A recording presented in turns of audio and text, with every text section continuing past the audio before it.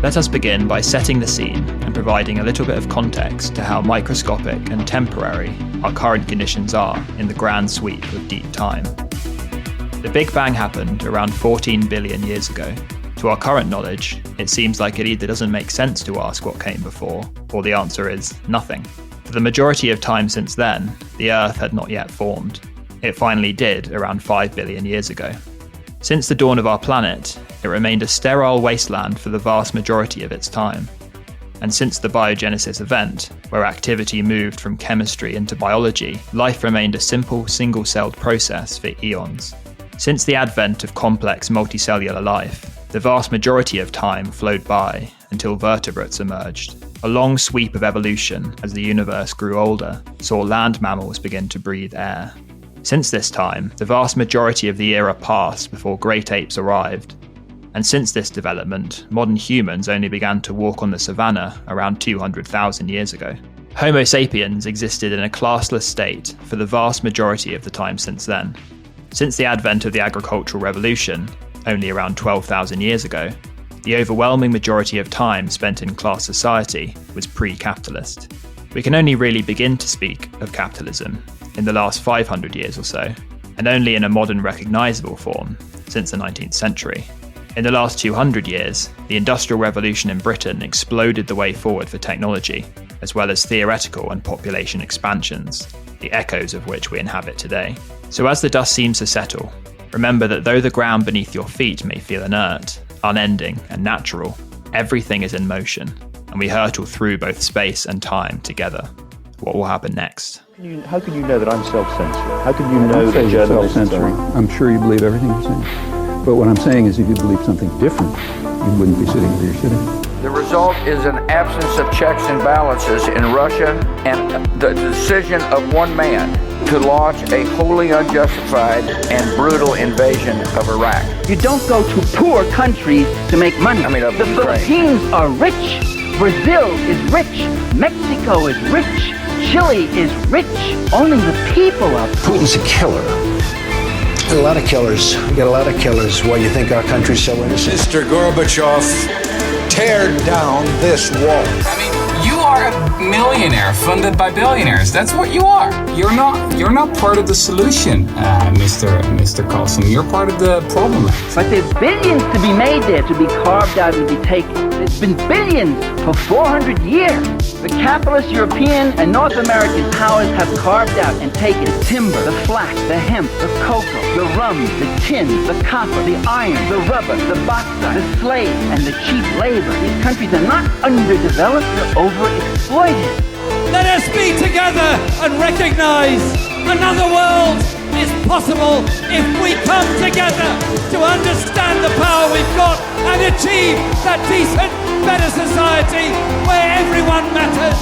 I don't know who created Pokemon Go, but I'm trying to figure out how we get them to have Pokemon go to the polls. We're the ones that are suffering in the corporations that you're talking about, the businesses that you're talking about, and the warehouses that you're talking about. So that's the reason why I think I was invited today to speak on that. You've deflected from the actual argument at hand. What I try and do is be fair about Trump. What you do and to no one else. Be relentlessly anti-Trump and relentlessly pro somebody like Obama. I'm not pro-Obama. I've been a critic of Obama. I'm a critic of the Democratic Party because I'm literally a communist. So just take that into consideration that the people are the ones that make these corporations go. It's not the other way around. And as the mole of history returns to the surface once more, we're here to have a chat and discuss. There's a bloody gap in the script. We're here. I'm Tom, and I'm Fred. We're here. Yeah. Yeah. And as the mole of history returns to the surface once more, we're here. Yeah. I'm Tom. And I'm Fred. Yeah. Yeah. And we're really excited to be in our first, well, we're not quite sure what the style of the podcast is going to be, are we, Fred? No. But we do have some good ideas, and this is our first attempt at piecing together an episode, and so looking forward to doing that. And we thought we'd start with, I guess, a little bit of a throwback to Trip to the Left. Yep. Our humble beginnings in podcasting foray. Yeah, it's crazy. It was February 2021 that we started Trip to the Left, and we finished that after 7 episodes. And we're actually going to put the archive on the site, aren't we, Fred? themoleworld.com. Yeah. And so if you're still listening to us now from that time, then you've successfully tripped to the left and you've fallen. And welcome. Yeah, welcome. Yeah, we've done the same. We've fully tripped in the meantime. I mean, I actually never listened to the Trip to the Left episodes. I was very much kind of. I listened to it lots because I was editing it. yeah. So exactly, it's good to look back and see what subjects we spoke about at the time. Yeah. I was learning sort of as we went, and still am, But I think that time there was very much at the beginning of what's been a substantial journey in the meantime. Yeah. And for those of you who don't know, that was our previous project where we were talking about politics, but more explicitly to an audience of less sympathetic people who were less involved or had less knowledge. And we were trying to pitch kind of more moderate and gradually more left-wing ideas in that context. And in this new project, we're still going to be hopefully taking the best of that forward. But it's going to be a bit more talking to the left about what we're going to do, and going to go a bit further with some of the theory and some of the ideas, and also be more explicitly radical. Yeah, so it's crazy to think that much time has passed since we were doing Trip to the Left, and so much has changed in the meantime. I'm really excited about the bits that we're doing now. Can't wait to launch the couple of projects that we're sort of working on actively at the moment, both video based and otherwise. And we've got lots of plans for where we're going to start to go, people we want to get in touch with. And yeah, I'm just looking forward to it all. Yeah, like a lot has happened both in the world since then in terms of political events. Like it's kind of like whenever we start, we're already behind. And lots been happening personally in our lives. There was like quite a lot of health stuff that I'm working on that I think I'm in a much better place with now. That got pretty bad in the period between and for like the last few years, really, which I might go into more at some point. But yeah, I'm in a better place with it, and we're in a good place, and the world is not in a good place. Yeah, definitely. I mean, Fred's sounding more like Fred, but the world's sounding more and more crazy. Yeah. So before we come on to the bigger conversation about the kind of poly crisis in the UK at the moment, which is the topic at hand for today's episode, to get the ball rolling, we're going to have a short story, or to get the tunnels dug and to put our shovel in the earth. And if you hadn't guessed yet, there's lots of metaphors. Yeah.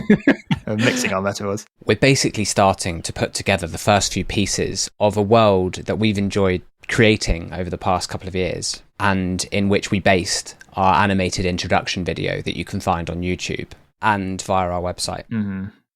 It should grow into something, and hopefully it will be something that will kind of make quite simple some more complicated political concepts. So it's not too heavy at this stage, so just kind of go with it, and it should grow naturally, hopefully. Yeah, let it flow over you. And the plan is that all of the patrons who are kind enough to be supporting us and who have started supporting us in our first year, so several months left on that, will get a copy of a book we're going to make, which will sort of be a story that also looks to explore some of those political concepts and definitions of different theoretical terms. Like an illustrated children's style book, hopefully. Exactly. So anyone listening who's interested in receiving a copy of this book and interested in supporting the podcast, head on over to themoleworld.com/support.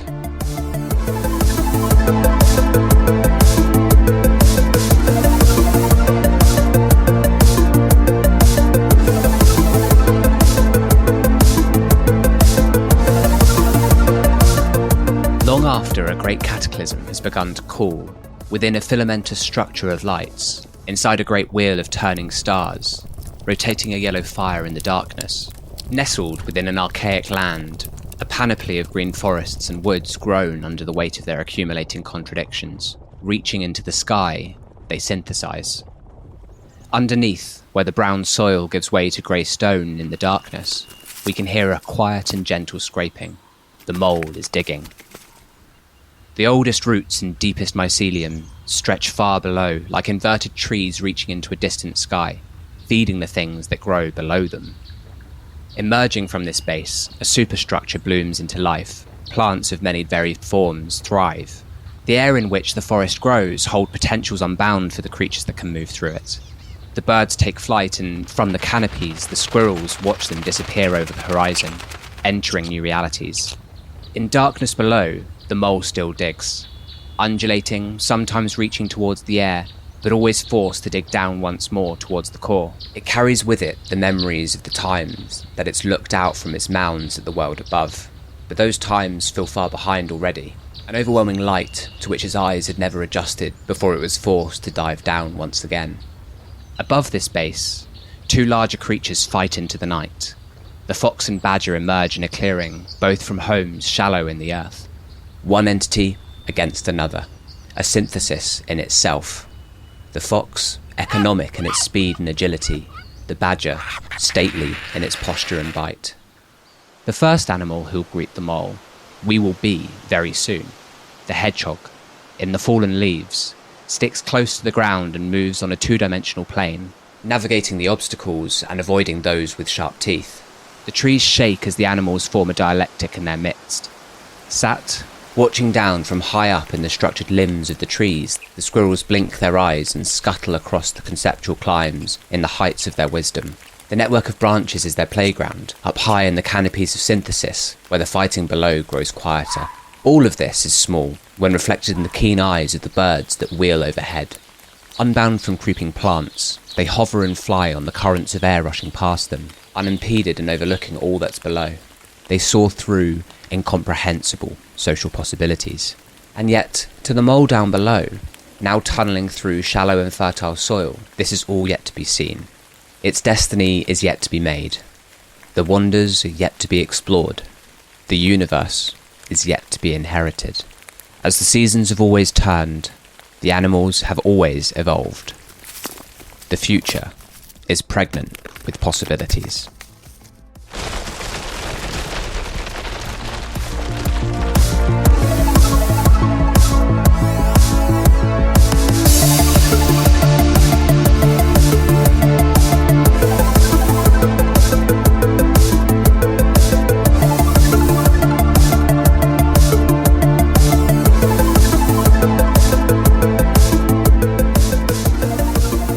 So, to get the conversation underway, we wanted to start off with a couple of news subjects, and the first ones were here in the UK. So, Fred, you had a couple of those. Yeah. So, other than what we were referring to before, the kind of protracted polycrisis, on specifics, we have the continuous U-turns from Starmer that I think are still happening, like in the very last few days, where they keep like putting out something that seems slightly more promising, even from a really moderate perspective, and then just rolling back a few days later every time. So have they rolled back on the thing that I saw like 2 days ago? With Probably. Which one? The nationalized energy company, and then what were they doing with that though? Like, so there was one company nationalized, and then Great British Energy. And then I'm trying to remember what their pledge was. And the 28 billion. Yeah, quite possibly. What was that? Yeah, because the 28 billion, the funding for the climate transition, that was touted like 2 years ago at conference, and it was like the one thing that people were like, well, that's decent. And that was the thing that was rolled back very recently, where they were saying like, oh, we're not going to do that right away. And it's like they've set themselves up these fiscal rules which break all of their pledges, and so they say we can't do the pledges because they break our fiscal rules which we've made up. Yeah, well, they're saying that. I think that's a clever play, isn't it, that they're using, where they're saying like the financial situation has changed. Yeah, so I mean, Starmer's pledges from when he was running for leadership, which I think has he not turned back on any of them? I think all of them are in some way gone, and anything else seems like it will. And yeah, it seems like they finally found a narrative for it, because for years they didn't even have a narrative, did they? Yeah, they just avoided it. Yeah, they're now like, okay, cool. Yeah. We had a pandemic, and we're in some like the economies. Yeah, stuff. they say COVID, Ukraine, Truss, everything's changed. We're not ideological. We change with the realistic options. You know. On the 28 billion, we are doubling down. We're not backing off, and it's really important that we say this.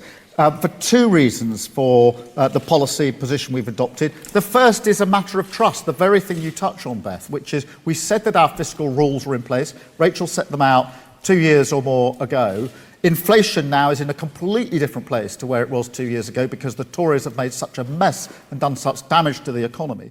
But at the same time, as we work through our plans and set out what we'll do in years 1, 2, 3, showing just how serious we are, it's clear that we can ramp up to that £28 billion. And what I would say, Beth, is this.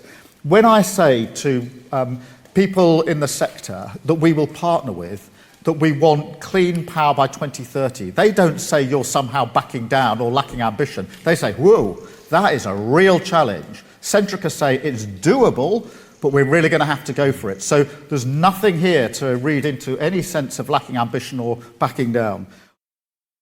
And so I'm trying to remember some of the policies which have been turned back on, but obviously there was the nationalisation of industry. They were going to increase the income tax for top 5% of earners. They've broken their pledge on climate that we were just talking about. Yeah. The whole thing stems from the fact that they don't want to tax wealth, because if they taxed wealth, they could do all of the stuff they said. But because they're saying like that's against our fiscal rules, it can't be done. And the amount of times they brought up the same thing where they're like, oh, we're going to get rid of non-dom tax status, and from that we're going to fund all of these things.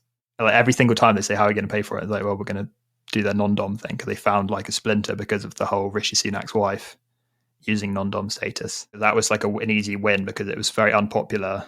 It wasn't well understood before. And as soon as people realized it was happening, they were like, wait, why is that happening? But there's so much to go into there. We could talk about that for an hour. Well, we've got stuff that we want to come back to on this subject, don't we? But it's a continuing saga that will only grow between now and when we do. Yeah. And we also wanted to quickly speak about Glastonbury, because this was one that's happening like literally right now this weekend.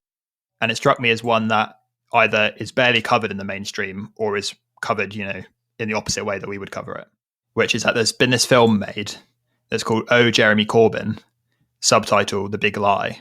It's narrated by Alexei Sayle, who's this kind of left-wing comedian in UK media. And it's all about how there was a kind of quite well orchestrated coup within Labour and externally to Labour to bring down Corbyn. And this is based on stuff that is entirely explicit, entirely in the public domain in every sense. And it's kind of denied as a conspiracy theory. And it's yet again linked back into the accusations of anti-Semitism, which will be an ongoing theme, which we can explore to different amounts in different places. And if you'd listened to our episode in Trip to the Left, where we went into Israeli politics, and the starting point there is about the conflation of anti-Zionism with anti-Semitism, which is in a subject by itself. Something we should definitely come back to and discuss again in a lot more detail. Yeah. And so this film has been made. It was going to be showed at Glastonbury, which is this weekend as we're recording. And in 2017, that was the high point of Corbynism, where he was stood on the main pyramid stage. There was thousands and thousands of young people and, I guess progressive people, and had all these banners and everything. He gave this victorious speech. And that was the moment that the media were like, oh no. Like collectively, they were like, oh no, literally. And this time they were going to show The Big Lie in this kind of, side event. And even that by itself, 6 years later, is too much. And so our friend Paul Mason, I don't know how much we want to go into specifics. I think not this time a huge amount. I mean, Paul Mason is most famous most recently for his network of conspiracy, linking different leftist organizations and individuals to each other. And it's kind of like when you look at it, you wonder what's going on a bit, don't you? And then arrow from Novara Media to like the black community or something. Yeah, like an unhinged map. And then he's accusing that film of being conspiracy that's unfounded because he's fallen in entirely with Keir Starmer's project. And I mean, we'll go into that another time, but he's made previously years ago the accusations that are in this film that he was being undermined. And he played a key role in getting the film to not be shown at Glastonbury this weekend, right? Yeah, he published quite an influential article in like an internal kind of Labour-focused media platform. That was Labour List, wasn't it? Yeah. And then it was kind of the cries came out around that, and it was enough to get it taken off. I also think like Vodafone was sponsoring the event and they got wind of it and were saying they might pull their funding or something. I don't know the exact mechanism. Right. And so that got cancelled to much cheer from the right of the Labour Party. And then since then, like a small group have been trying to network themselves to show it multiple times in different places in a kind of grassroots way at the festival. which is currently taking place. So it's now like it became much more famous because of this pushback, which is quite funny. It's great. Yeah, so that's quite funny. So it's being shown a lot at the moment, and we haven't seen it yet, but we might watch it and talk about it in another episode. But it seems very interesting, and yeah, I guess that's the basics. Yeah. So what else UK wise? So there's the COVID inquiry, which is currently ongoing. Particularly significant, they just had George Osborne and David Cameron in, and they were asking them about the role that austerity played in the UK being totally unprepared for COVID. Do you accept, Mr. Cameron, that the health budgets over the time of your government were inadequate and led to a depletion in its ability to provide an adequate service? I don't accept that, neither on a sort of big picture level or on a small picture level. I mean, the big picture level, I don't think you can separate the decision and the necessity of getting the budget deficit down and having a reasonable debt to GDP ratio so you can cope with future crises. I don't think you can separate that from the funding of the health service or indeed anything else. I mean, if you lose control of your debt and you lose control of your deficit and you lose control of your economy, you end up cutting the health service. That's what happened in Greece. That's what happened in countries that did lose control of their finances. So I don't think you can separate the two. And it's quite interesting politically because at the time it was kind of hegemonically understood that like austerity was necessary, it was painful, they're making quote difficult decisions, not difficult for them, and that it was going to make the economy bounce back. And now it's kind of just a joke. Like basically everyone knows that it wasn't necessary, it did damage, and it made the rich richer and the poor poorer. And so it was interesting to see how they defended themselves, because since then the whole Conservative Party went to kind of Boris Johnson, like Johnsonism, where they're like, we are going to spend more and austerity is over and it was a mistake, like almost explicitly. So they're kind of like from this mini bygone age and they've just been summoned back to defend themselves. And it was kind of notable how barefaced they were. They were just literally like, well, we had to do austerity. Otherwise that we would have had like a debt crisis similar to Greece and then we wouldn't have been able to do anything.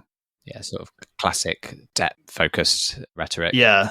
And it's interesting because from our perspective, which is somewhat different to the mainstream perspective, is that George Osborne as Chancellor in particular, but that the whole Cameron administration was the most damaging administration since this kind of Tory reign. Like materially what they did, austerity had killed more people than COVID did by itself. There's studies which show that. And it's also the fact that they did like the exact opposite thing at the exact opposite time, even on kind of economics' own terms, in the sense that they were cutting everything when borrowing was extremely cheap. And then Boris Johnson came in when borrowing was more expensive, and now it's really expensive. And now they have to fund stuff and it's really expensive. When they could have been building up everything when it was cheap, and then you reap the rewards of that even within kind of bourgeois economics' own terms. So it was the worst possible thing at the worst possible time. And so it's another example of this kind of mass manufacturing of consent with the media in step to explain how, the country's like a household budget and we have to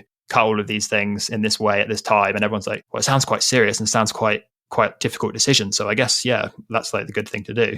And that comes off the back of the Tories successfully building a narrative that Labour's spending too much on public services was part of the reason of the financial crash. And so now we need to move into competent, serious cutters to manage the economy. And now today, like the reputation of the Tories to manage the economy is kind of just completely gone. And that creates a space for a potential Starmer administration to come in and the left wing of capital to take the reins again.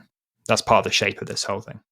Yeah, so this is a perfect opportunity to sidestep into some of the headlines that we've got down to talk about from the US. And only recently have they managed to put to bed this whole debt ceiling crisis that they've been having with this artificial limit that they've invoked that says once the debt hits this certain point, we're no longer able to fund anything. The government would literally shut down because they haven't approved a raise of this ceiling that they've artificially put in place. So as the world's reserve currency, they, if anyone, could print some more and get around this this issue. But the Republican Party... And they have been doing it a lot. Yeah, for a long time now, since, especially 2008 with quantitative easing. And now, where Biden had a couple of options at his disposal, there was 2 or 3 which seemed to be the most promising if he was to kind of go around this bipartisan approach that he's trying to take, which the Republicans never return when they're in power. He could have invoked the 14th Amendment, which said that the US debt always has to be held to be true.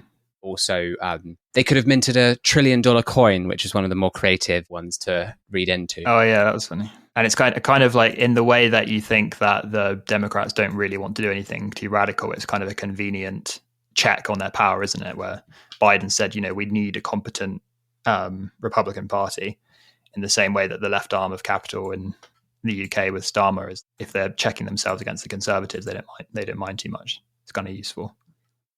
When you say checking themselves, what do you mean? Like they're saying we can't do this better thing because we can't get the support from the opposition. And they kind of concede the terms of the opposition quite a lot and invoke it as reasons that things can't be done. Yeah, the Democrats especially have this way of kind of using it to not using their existing powers in the way that they could to get things done now in order to take this bipartisan line, which they then use to push issues to the next election cycle in the hope that they're incentivized to do that. That happens with abortion and everything. Roe vs. Wade. Yeah. Which it's the anniversary of today. Oh, wow. When we record. It's been a year since Roe vs. Wade was overturned. Wow.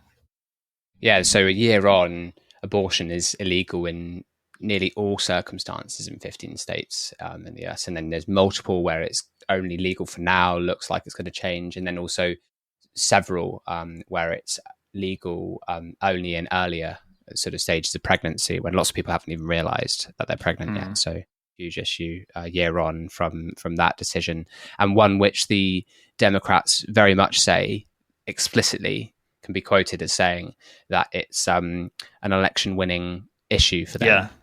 And it was a big part of the midterms of the Republicans underperforming, people think. Tonight, what may be the strongest evidence yet that following the Supreme Court's reversal of Roe v. Wade, Democrats are benefiting from a surge of new energy that's translating into increased turnout. Overnight, an upset in upstate New York. I honestly can't believe it. I cannot believe it. Democrat Pat Ryan pulling off a special election win in a closely watched swing district that voted for Presidents Obama, then Trump, then Biden. So that's a little flavour of Biden getting things done in his, air quotes, bipartisan way. What he's actually done, I don't know if it's worth just quickly rattling off several things that Biden's actually achieved in his presidency, if I could quickly do that. He's gotten rid of child tax credits. He's getting rid of student loan deferrals. He's raised the military budget from $660 billion to $880 billion. He's currently governing over terrible inflation. Most of the jobs that exist within the US economy are temporary or gig work. He hasn't raised the minimum wage. Student loan debt has increased over his term so far. He was promising that he would cancel some of that, right? Yeah, and it's been paused throughout the pandemic, but it's going to carry on now. And I think they're still in the stages of trying to work out what's going to happen with the cancellation, because he put it forward, then it's going to the Supreme Court, which he escalated it to the Supreme Court. And he doesn't have to stick by their decision, but he probably will. But there's some movement recently about it that they might be trying to do it after all, but I'm not sure where it's at. Okay. Right. And then I guess the final one is that life expectancy has now declined for the 5th straight year. So that's what Biden's approach to lawmaking is causing. And China's overtaken them, haven't they? China is now becoming one of the hottest issues for the capitalist class in America right now. And the Republicans and Democrats alike are very much seeing this real threat of, as I think it was Biden that very the last few days was China is real. It's a real thing. Yeah. And he called Xi a dictator, didn't he? He did, yeah. Barely a day after highly sensitive talks between the US and China, Joe Biden called China's leader a dictator. The US president made the remark about Xi Jinping off camera at a fundraiser. The comments come just as top US diplomat Anthony Blinken finished a high-profile visit to Beijing, after which Blinken said the balloon incident should be a closed chapter. The trip was meant to stabilise relations with China, which Beijing says are at their lowest point since formal ties were established. China's foreign ministry responded hours later, saying the remarks, quote, seriously violated China's political dignity and amounted to public political provocation. The incident could jeopardise efforts by both countries to bring their relationship back to a more stable footing. It was the day after Blinken arrived back from his diplomatic visit to China, which was previously cancelled because the US shot down a Chinese, most likely weather balloon, as it was already leaving. It was already outside of US territory at the point that it was shot down. Yeah. And it had blown off course. There was a sort of a current of wind that had blown it off course. Xi didn't know where it was, and so after what you could say was a relatively successful diplomatic trip between Blinken and Xi Jinping, Biden, at an event with Democratic Party donors, so those that fund the party in actuality, but with the press present, says that Xi Jinping didn't know where the balloon was. Like, he admits he didn't know where the balloon was when the event happened. And then says that dictators don't like it when they don't know where their things are. But of course, Biden meant that he was an avatar for the dictatorship of the bourgeoisie, which still operates in China. You reckon? Doc Brandon. And so the situation there is very much a continuation of what the US is doing in all of its different foreign relations, where it will say one thing to the country and then say another thing in their own press. You know, in their direct addresses, they will say one thing that works for them electorally or whatever it is. That's, you know, and then another to their faces. Yeah, they're kind of flailing as their empire declines, which is kind of what tends to happen and is also pretty dangerous. Yeah, they're stoking fires domestically, which allows them to sort of play off of their electorate and ultimately works in line with their militaristic foreign policies, but completely against the diplomatic efforts. Yeah.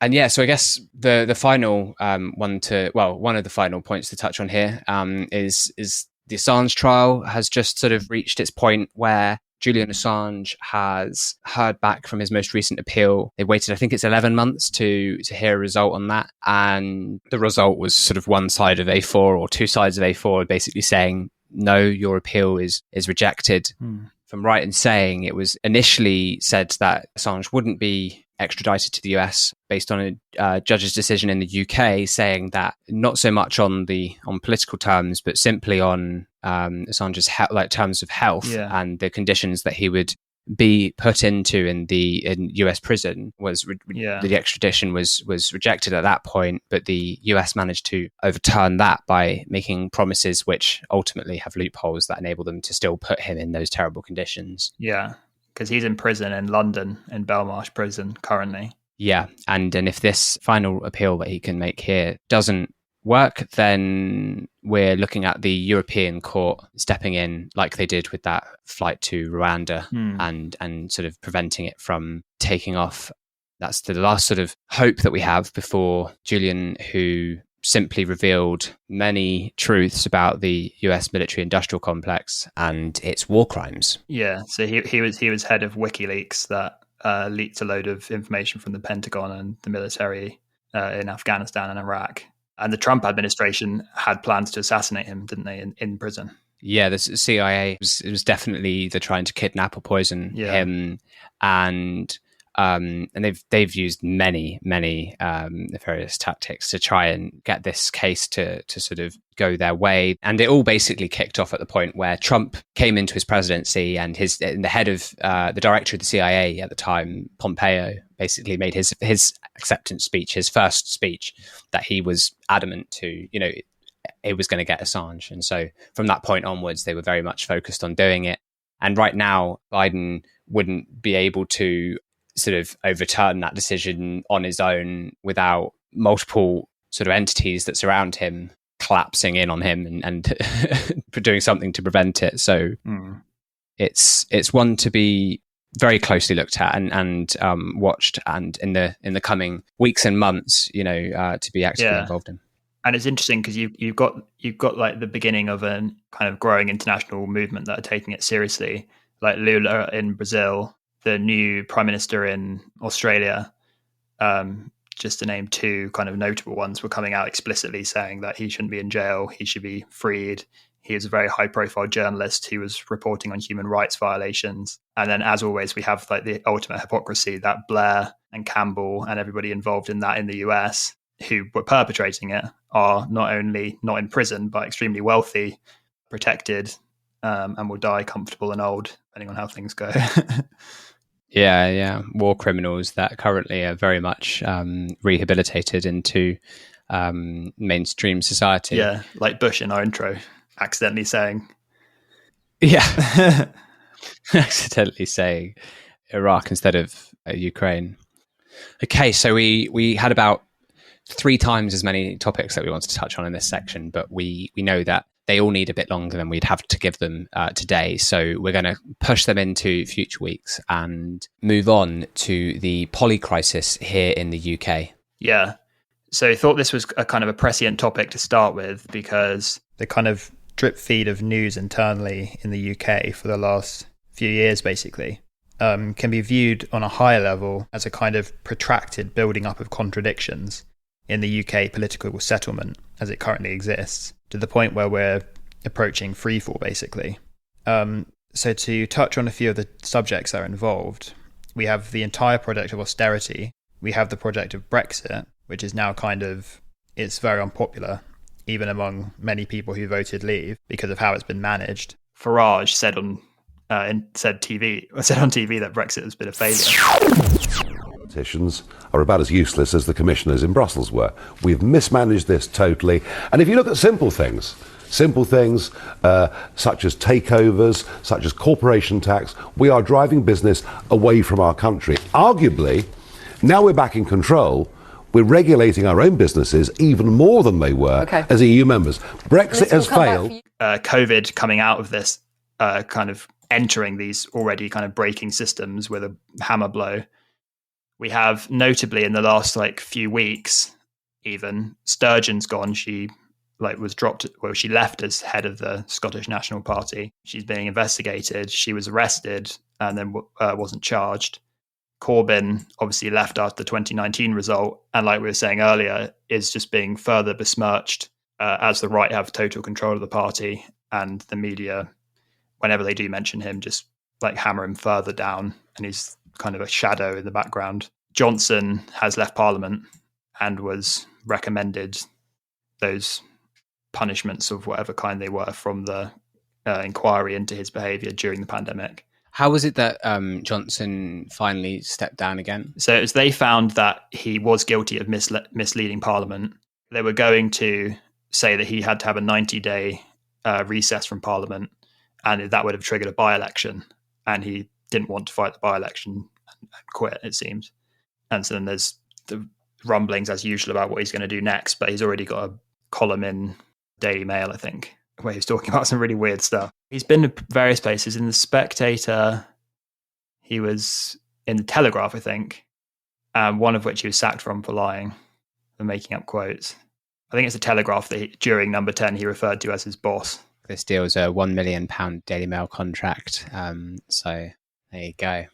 And I think he was writing about getting salami and cheese from his fridge or something. I don't know if that was real. And obviously Truss, which has kind of been memory hold in some ways, which was just really weird, where she just came really quickly. The Queen died, she imploded the economy, and then she left, which can also be seen as a symptom of this, the Tory party, which has been this kind of one party state for the last, most of our lives, especially our adult lives.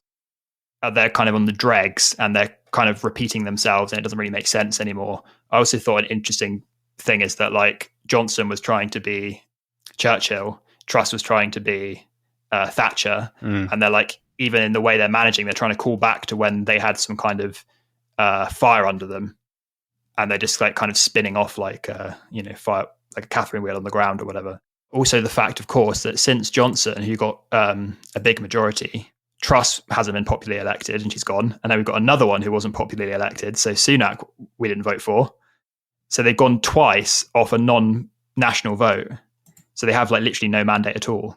And Sunak is probably closest to going back to Cameron and Osborne style Tories, because the way they stay in power for so long is that they reinvent themselves and kind of blame the mistakes of the last ones and saying we're a new bunch of Tories, basically. But like even with that, they've reached the end of relevance. So it's one of the first times in recent history that like people across the world are like looking at the UK and being like, what the hell? What's going on? Yeah, we look like an absolute mess, and as does the US as well. But these Western sort of imperial cores are just starting to well and truly collapse and rot, aren't they? Yeah, and we're like even longer after our kind of imperial heights.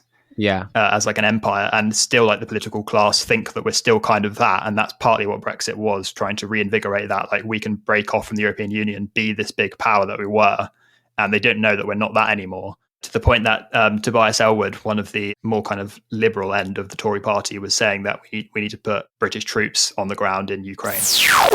At war in Europe, we need to move to a war footing. We are involved in that. We've mobilized our procurement processes. We're gifting equipment.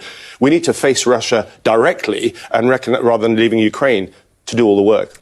Yeah, we're getting deeper and deeper into this drive towards this nationalist, patriotist sentiment with Union Jacks everywhere. It's like the beginning of a lot more of that by the looks of things, isn't it? Yeah. And that takes us nicely to the coronation. Oh, yes, very nicely to the coronation. And the protests. Yes, yeah. So the coronation is an interesting one because when you look back at the data from early 2022, it was only 32% of Brits that thought that King Charles would do a good job as monarch. But then you look at the sympathetic press and the ceremonies that they use to manufacture consent. Yeah. So with that, by October, they were able to manufacture enough consent to see his approval ratings leap to 64%. So they doubled in the space of only a few months. And that kind of, I guess, illustrates the power of that machine. Yeah. Meanwhile, like the overall support for the monarchy has been reducing in a way that it hasn't in its entire history, potentially, apart from when we beheaded the king. Yeah, apart from that bit. And that was the previous Charles, so that's also kind of poetically significant. Yeah, the echoes of history. Yeah, we'll go into that whole period at some point. Definitely. But yeah, so the activist group Republic, who are campaigning for a democratic head of state and a modern republic. They're the ones who are sort of synonymous with the yellow signs that say "Not my king." Yeah, they're a kind of NGO. Which is like a non-governmental organization that are campaigning for that.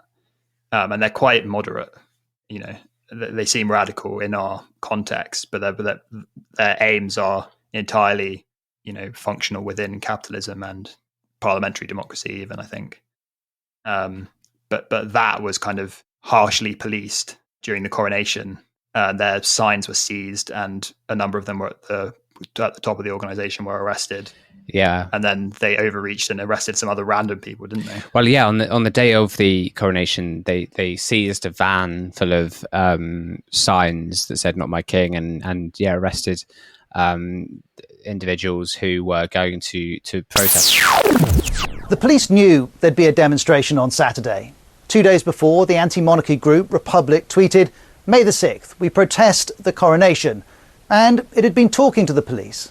We had 4 months of briefings in which we were told that all of our plans were absolutely acceptable and fine and well within the law. The Met hasn't commented on what contact there was in advance, but early on Saturday, as London waited to host the coronation, Republic and its supporters arrived for their protest. Some came in a van and parked on St Martin's Lane, close to Trafalgar Square, close to the route of the King's procession. And then the police intervened. They confiscated signs reading "Not my king," and Republic's leader, Graham Smith, was arrested, as were other members of the group. The protest they'd organised would go ahead, but without them. Not my king! Not my king! Which then I think it was the next day they apologised for. So it's sort of, you know, let's just kind of get these people out the way for the day, and then we'll just say sorry, you know. And then like there's no big pictures of people protesting that will kind of encourage further discontent. Several people were arrested over the course of those weeks, weren't there? I mean, there was one after the death of Queen Elizabeth II. There was a woman arrested in Edinburgh for saying, "Can we swear on this podcast?" I think so. Yeah. Yeah, for saying "fuck imperialism," abolish. I can't even say. No, we can't swear on this podcast. I've found no, you're not capable. yeah. For saying "fuck imperialism," abolish monarchy, and at least 2 others were held in custody at that point for holding signs. So it starts to really sort of show the cracks in our supposed democracy that we live in. Yeah, and in the coronation, some people were arrested who were with the Metropolitan Police and were handing out rape whistles. Did you see that stuff? Yeah, I did, but run me through it again. Like, they were arrested because they thought that the rape alarms might be used to disrupt the procession and like scare the horses or something. But like they were wearing luminescent jackets that had the Metropolitan Police logo on it and things like this. So like there was this kind of last minute scramble to try and get anyone who might pose a risk, and they overreached in lots of ways. And again, in this episode, there'll be so many stuff that we touch on that we'll say we're going to go into later. But the Metropolitan Police, their whole saga in general, is a massive topic. Yeah, 100%. The support is waning gradually and quickest among the young, which seems like kind of something that just naturally happens these days, but like hasn't been the case previously at all. And so, yeah, the whole kingdom is kind of straining in these various ways. Yeah, we're moving in the direction of this archaic institution being seen for what it is. I mean, to think that we have a king, Fred. I know, and we're in the kingdom. It sometimes dawns on me it's quite hilarious. It is hilarious. It's absolutely ridiculous. And yeah, and like you say, the kind of height of the pageantry, the stolen jewels, all of this wealth being spent on it that's from taxes directly, up against the cost of living crisis, was kind of one of the most stark contrasts that is just yet another symptom of this whole process.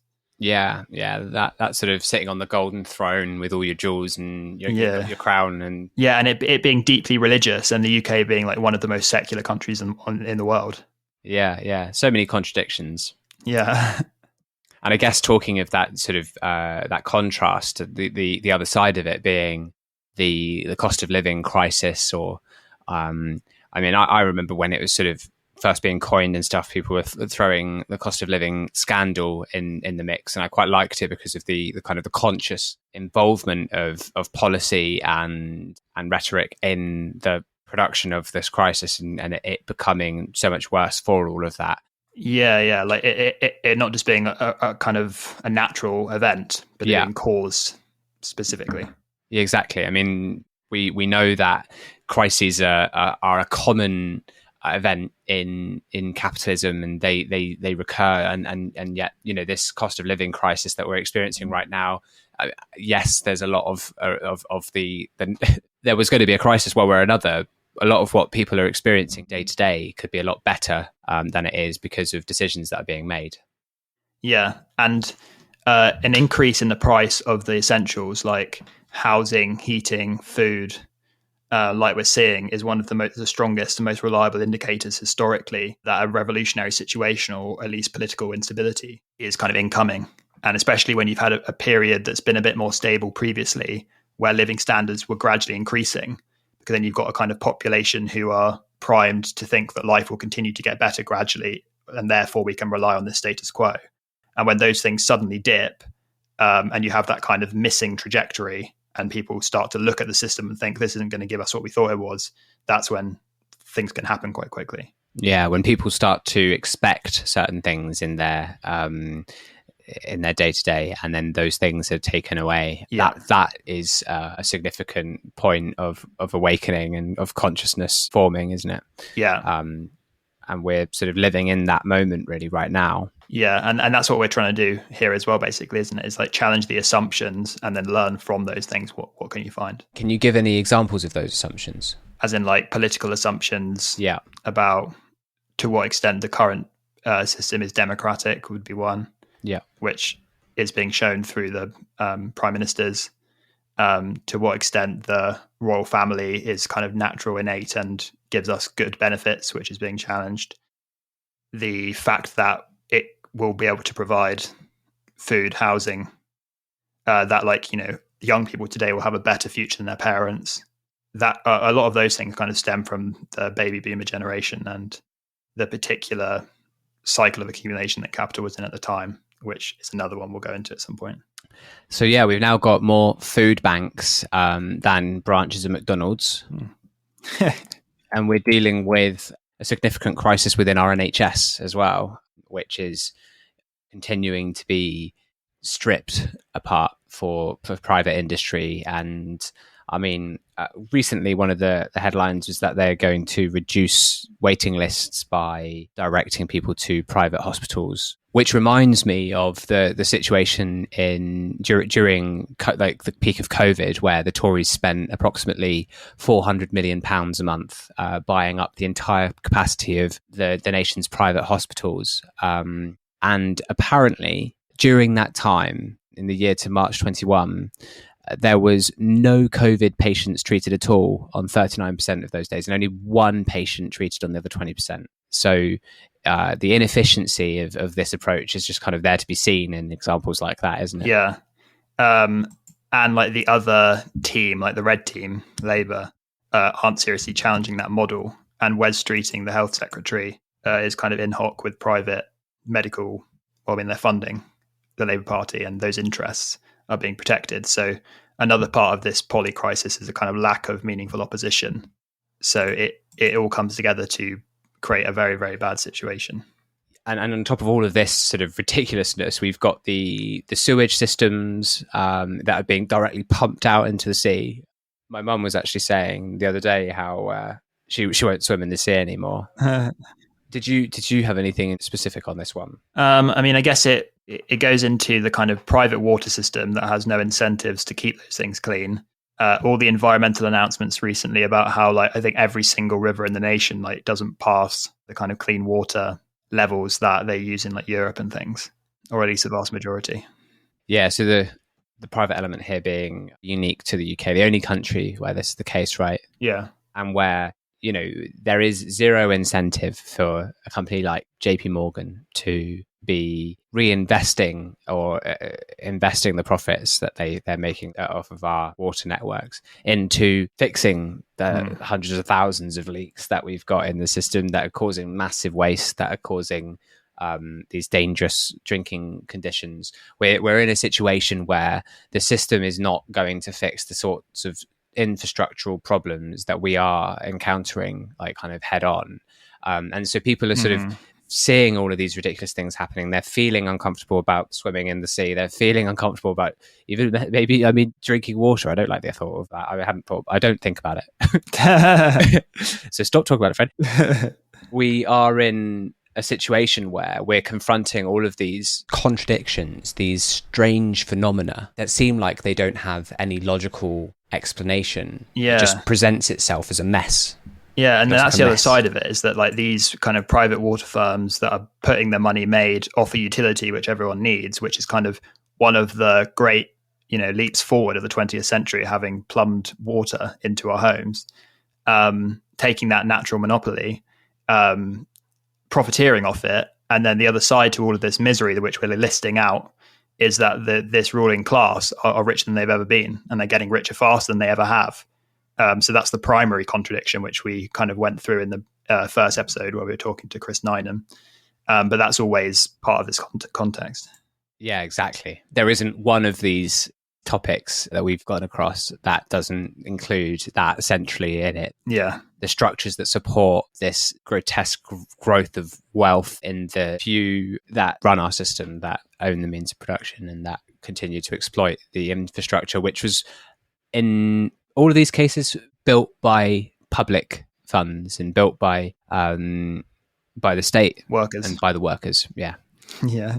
And that leaves us with these conditions, which not only domestically are worsening in these different ways, but also off the back of this colonial history that we've got, the exporting of industry to other countries because of cheaper wage labor and more exploitable workforces, and then the increased emissions from this, especially sort of, you know, exporting the labor to countries which just have dirtier coal, like China, where we continue to do this. They are going to be experiencing some of the more severe implications of the oncoming climate crisis, of the climate crisis which we are living through already, which we are running out of any time to address, and so need to be thinking about. We haven't even spoken about that. Yeah, how are we going to address this? It leads to questions like, what are we as a people? What are we going to do? But on that point of exporting all of those things overseas, for them to then bear the brunt of the crisis, which is we are now living in, this climate disaster, where we're going to see climate refugees simply looking for conditions that they can actually survive in, and this sort of nationalistic patriotism that we're seeing the rise of, and we've been talking about already, being a reactionary sort of response to this oncoming crisis, where we should be, welcoming people in, looking after every single person that's finding themselves in such a difficult situation that they have to look for somewhere else to live. Nobody would want to leave. If you could live where you're born, with your friends, your family, with the infrastructure that you need, the education that's sort of comparable to the rest of the world, access to food and water, all these people don't just go, I want to go to this other country. It's purely because of the fact that we've exploited these countries to build a way of life which uses this extracted wealth to support a way of life that people in the rest of the world don't have the luxury of experiencing. Yeah, and it's being undermined by our ruling class, like we were saying.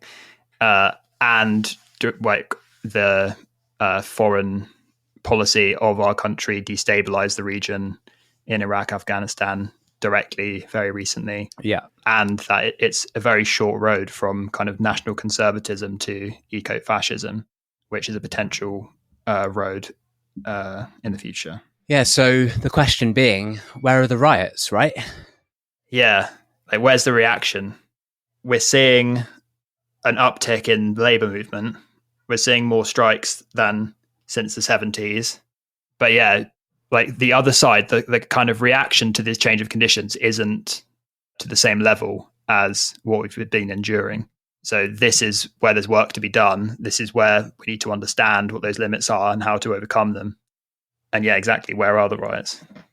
Yeah, so it's the time where we need to really bring our reaction back to not like, oh, how are we going to change the fact that Boris Johnson is, or whoever it is in power is doing the sorts of things that Boris Johnson did and does, and what Sunak's doing currently, and what Starmer will do, and if he gets into power, and what it's not so much sort of feeling alienated from that process, and much more looking locally and organizing with your local communities, and in fact, responding to things like the food crisis with things like food co-ops, and responding to all of these issues by speaking with your neighbours, right? I mean, that's one of the things that we can start to do straight away. Yeah, it's like the opposition exists. It's kind of within everyone. It's going to be pushed further and further to the surface, and it's how are we going to get organised? What are we going to do about it? And yeah, like you say, it's time to realise it's not them who are going to sort it for us. It's us who are going to do it ourselves in lots of different ways, which the whole project of this podcast will go into and explore. We just didn't want to list out loads of horrible stuff and then be like, yeah, bye. That's it. Yeah, this is what we're dealing with. I mean, we all and everybody has a feel for this ridiculous situation that we're living in, and sometimes it's difficult to sit down and actually confront the subject. We're sort of looking to do that in a way where we do point out the obscenities and the contradictions, and then also we very much want to talk about what that can lead to, what can we do about it, and what are the possible directions we can move in moving forward. But for today, I think we just wanted to outline really the situation that we find ourselves in, especially like us here in the UK. Like this is where we're making the podcast from. This is what we're living in the middle of. Food for thought. Yeah, these are our conditions. We got to understand what's happening, have an analysis, use theory to create praxis. And so this is step one. We're getting our bearings, and the project's kind of off the ground now.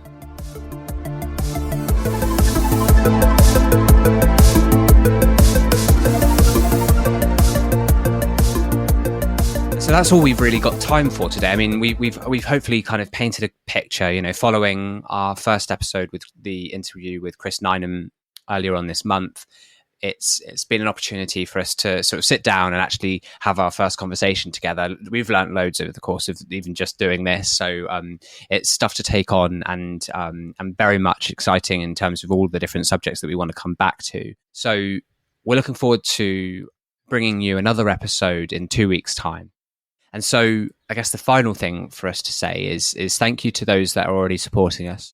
And again, for those who might be interested in making it possible for us to bring you these episodes once every 2 weeks, and then in the future, bring you exclusive episodes for those that are supporting us, and then also all this video work that we're working on YouTube, all of which you can find on our website at themoleworld.com. And so for anybody who's also interested in helping to support us, you can go to themoleworld.com/support. And for those of you listening that want to send us in some feedback and even some suggestions around what we might cover in weeks ahead, you can do that by sending us an email on thetunnels@themoleworld.com. Yeah, and so the more you share with friends or family or anyone who you think might be interested, the more you'll fuel this show and get the good word out. It's all part of the project we're building, so we really appreciate that. Yeah, we really would. So thank you to those who are doing all of those things, and in the meantime, take care. So Fred, I guess it's time for us to say, you bring the cheese. I'll bring the crackers.